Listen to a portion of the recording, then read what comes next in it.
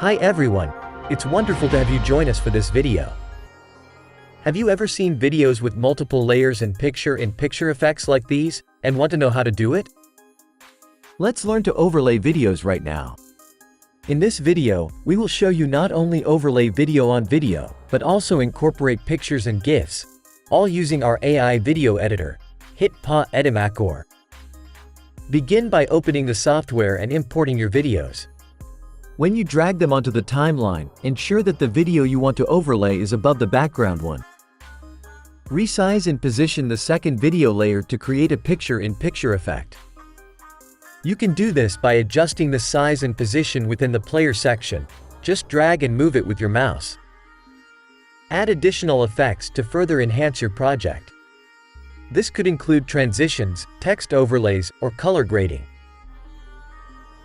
The process for overlaying pictures or GIFs onto your video is just as straightforward. Start by importing your main background video onto the timeline. Then, import your images or GIFs and position them above the video track. Resize and position them as desired. That's all for today's PIP video tips. Easy, isn't it? Once you're done, remember to export and save your work to your computer. Thank you for watching, subscribing, liking and sharing. See you.